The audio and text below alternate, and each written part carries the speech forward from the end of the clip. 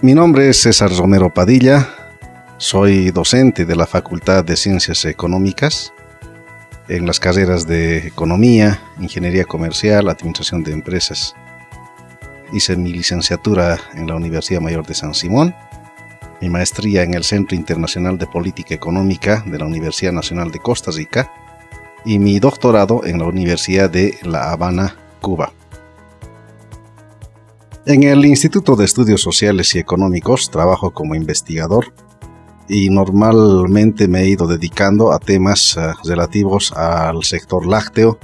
En unos buenos años hemos sacado algunas publicaciones y hemos participado en las instancias correspondientes a nivel departamental y nacional. Se han hecho investigaciones tanto en Cochabamba, en La Paz como en Santa Cruz, coordinando esta investigación con las federaciones de productores de leche. En la actualidad estoy trabajando sobre la temática de seguridad y soberanía alimentaria. Vamos haciendo un bosquejo ya hace un par de años sobre esta temática y en esta oportunidad lo que voy a hacer es precisamente comentarles algunos resultados que hemos ido encontrando hasta estas alturas. Inicialmente decirles que la motivación que me ha llevado a meterme al tema de la seguridad alimentaria ha sido la que tal vez tienen muchas personas cuando escuchan por primera vez hablar de una terminología nueva y uno dice ¿y a qué se refiere? ¿Qué se entenderá por seguridad alimentaria? ¿De qué dependerá la seguridad alimentaria? Y uno por curioso va leyendo algunos documentos sobre esta temática.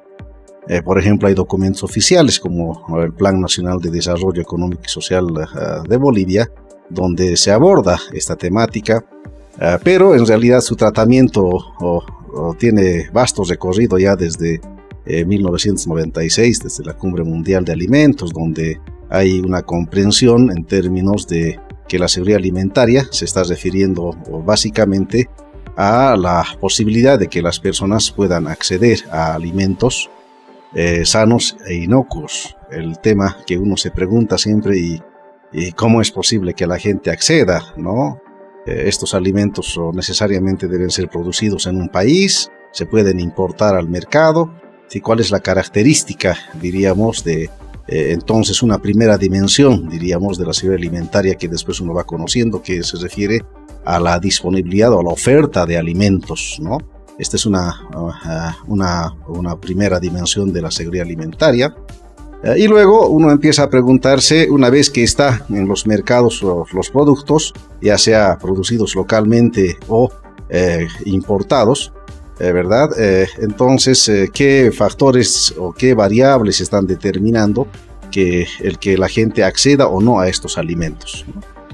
A pesar de que hay dos dimensiones más de la seguridad alimentaria relativas a la estabilidad y al uso de los alimentos, la curiosidad básicamente ha venido por la segunda dimensión, es decir, de qué factores depende la dimensión de acceso, de qué factores depende que la gente pueda acceder a alimentos. Cualquier persona puede acceder a alimentos, su condición de que esté trabajando y percibiendo ingresos le da más ventaja de acceder a alimentos.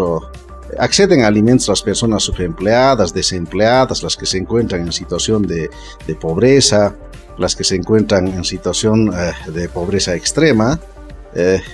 ¿Quiénes acceden a estos alimentos? Entonces, básicamente, alrededor de eso ha nacido una curiosidad, una motivación, y por eso es que ahora me estoy dedicando un poco a ver y a estudiar esta temática en esta segunda dimensión fundamentalmente relativa a la dimensión acceso de la seguridad alimentaria.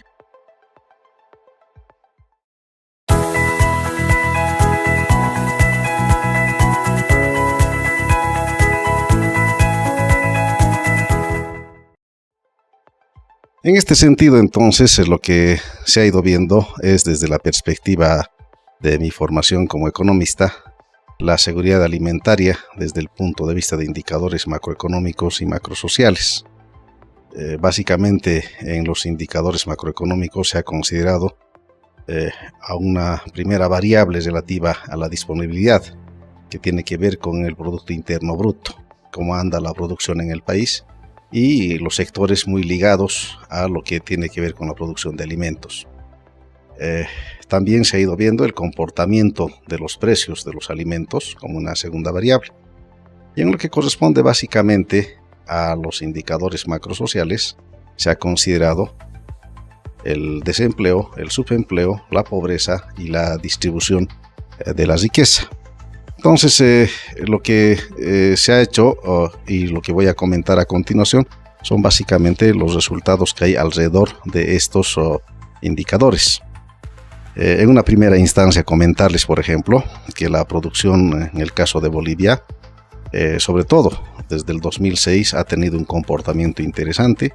Los promedios de crecimiento del PIB a nivel de Bolivia y de Cochabamba han estado por encima del crecimiento de la población. Y normalmente desde un punto de vista, por ejemplo, del PIB per cápita que manejamos los economistas, cuando el crecimiento de la producción está por encima del crecimiento de la población, consideramos que esta es positivo, aunque claro está que el PIB per cápita solamente es un promedio y no nos dice la forma como se está redistribuyendo la riqueza que se está generando. Entonces, cuando uno ve a nivel de sectores, se da algún tipo de preocupaciones ya, ¿no? A pesar de que tenemos un PIB creciente y muy interesante, como les decía, ya hay algún tipo de preocupación porque sectores como el agrícola, que tiene que ver mucho con la producción de alimentos, se ha ido contrayendo en el tiempo. En el caso de Bolivia, han estado creciendo alrededor del 1.5%, ¿verdad? Y en el caso de Cochabamba, a menos del 1%, ¿no? Esto es un aspecto que debería un poco llamar la atención. Sin embargo, a pesar de eso, tenemos un crecimiento positivo, ¿no? Y en este marco uno debería decir, bueno, no tenemos mucho problema en cuanto a la oferta de alimentos porque andamos creciendo bajo esta característica. Sin embargo, empieza uno a preocuparse en la medida en que normalmente los crecimientos en las producciones deberían estar yendo acompañados de disminuciones en los desempleos. Es decir, por la ley de Ocon que también manejamos los economistas, un mayor crecimiento del PIB debería implicar una absorción del desempleo. Más PIB, menos desempleo. Más PIB en el caso de Bolivia, menos subempleo también debería implicar. Y esto es una primera cuestión que se verifica que no se da necesariamente, ¿no?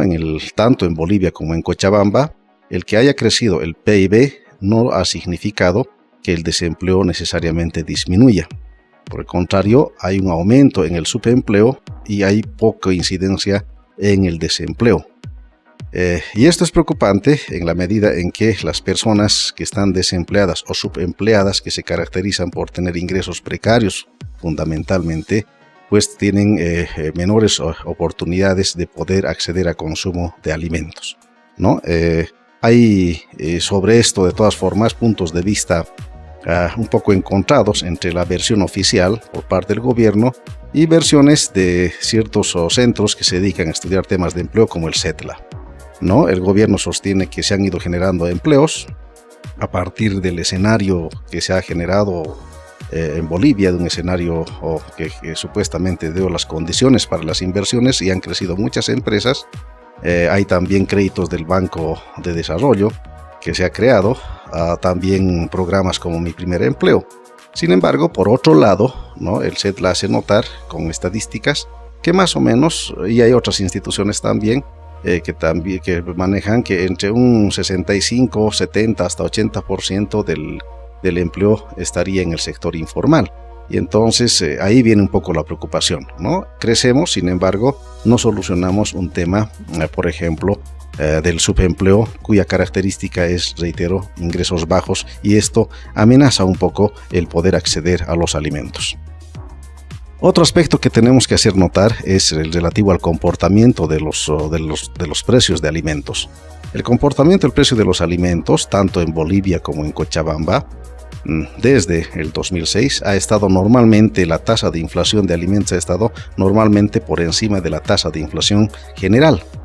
Los ajustes salariales, el gobierno lo hace tomando en cuenta la tasa de inflación general y no la tasa de inflación de alimentos. esto es apenas un primer elemento, porque también información oficial sostiene que quienes se benefician con ajustes salariales alcanza el 22% de la población económicamente activa. Y el resto no necesariamente entra en ese dinamismo de ajuste salarial.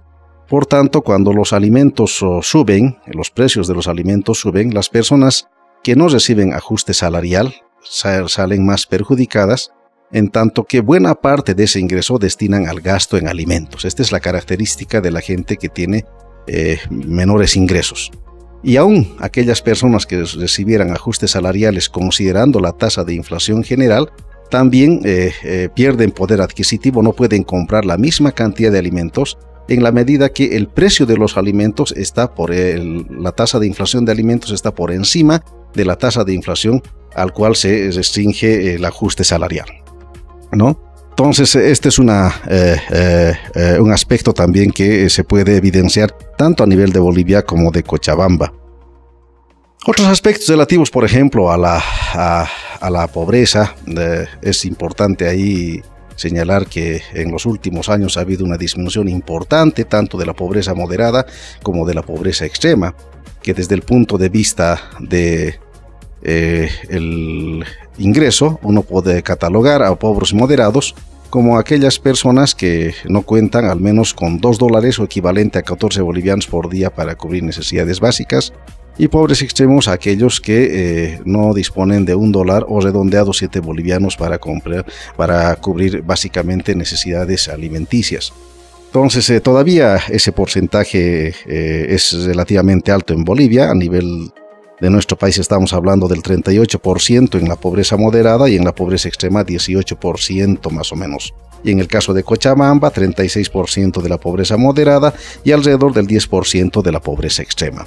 Es decir, todavía nos encontramos con gente que tiene problemas de disponer de cierto nivel de ingresos para acceder, consumir alimentos requeridos para su reproducción.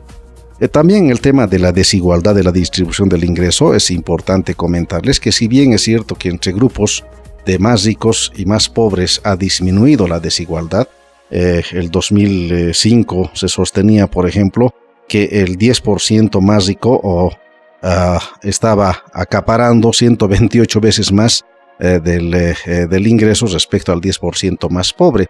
Esa diferencia habría disminuido a 42. Si bien es cierto, esto se muestra en datos oficiales, sin embargo, cuando uno ve otro indicador de desigualdad como Gini, que mide la desigualdad a nivel de toda la sociedad, se ve que hay muy poco avance. Es decir, no hemos logrado todavía acortar las diferencias entre grupos de altos ingresos y bajos ingresos en el caso de nuestra sociedad. Entonces, estos son algunos resultados sobre estos indicadores macroeconómicos y macrosociales que les decía, desde cuya perspectiva estamos tratando de analizar la dimensión acceso de la seguridad alimentaria.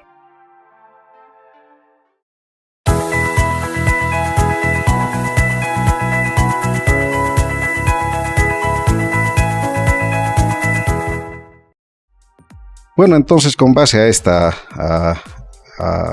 estos hallazgos a nivel de estos indicadores macroeconómicos y macrosociales, podemos un poco reflexionar a modo de sugerir también algún tipo de lineamientos de política pública en algunos ámbitos que por cuestiones de tiempo voy a hacer referencia de manera más indicativa.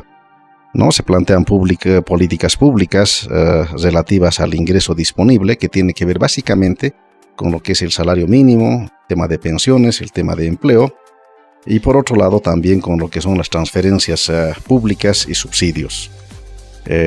Asimismo, hay sugerencias a nivel de políticas públicas orientadas básicamente a la promoción del trabajo decente que llama la OIT, y creemos que esto es un aspecto importante. Ya les había comentado que alto porcentaje, casi más de 2/3 de la población está en un sector informal con ingresos bajos, y aquí el reto básicamente consiste en generar empleo con seguro social, que la gente tenga un ingreso que le permita no solamente cubrir necesidades básicas, sino también aportes para su vejez, para cuando pueda jubilarse, posibilidades de acceder a un seguro social médico, de contar con algunas vacaciones. Este es un reto muy importante en el caso de la variable empleo en Bolivia. También se han identificado, se sugieren algunas políticas en el tema de la ayuda alimentaria, porque hay grupos de pobreza extrema que necesariamente pasan por una asistencia por parte del Estado, y aquí también creemos que el Estado todavía le falta trabajar mucho en el tema de acortar las diferencias entre grupos de altos ingresos y bajos ingresos como una fuente justamente de financiamiento para poder hacer estos subsidios. Políticas públicas relativas, por ejemplo, a los precios o a través de intervenciones sobre todo entre el productor y el procesador. Creo que hay muy poco avance. La fijación de ciertos niveles máximos o de precios en algunos productos básicos también es importante, en tanto que eso afecta directamente al bienestar de las personas. Básicamente estos son algunas sugerencias que se hacen, y la utilidad o la contribución de esta investigación hacia la sociedad precisamente consiste en este tipo de propuestas que por cuestiones de tiempo no lo hemos detallado. Sin embargo, sobre esta investigación existen dos publicaciones. Tenemos una publicación con el título que se llama Crisis, Seguridad y Soberanía Alimentaria en América Latina y Bolivia, y el otro bajo el título de Seguridad Alimentaria desde la perspectiva de indicadores macroeconómicos y macrosociales. Estas dos publicaciones contienen pues propuestas, sobre todo la segunda, a nivel de estas políticas públicas, considerando sobre todo la experiencia en países latinoamericanos. No es Bolivia la primera en experimentar algún tipo de políticas. Muchos países latinoamericanos ya lo están haciendo en las dimensiones que hemos señalado, y también abarcando esas políticas públicas en esas áreas que hemos comentado. Por tanto, en la investigación se trata de rescatar estas experiencias y ahí añadir algún valor agregado a partir de la experiencia que se ha tenido en la investigación.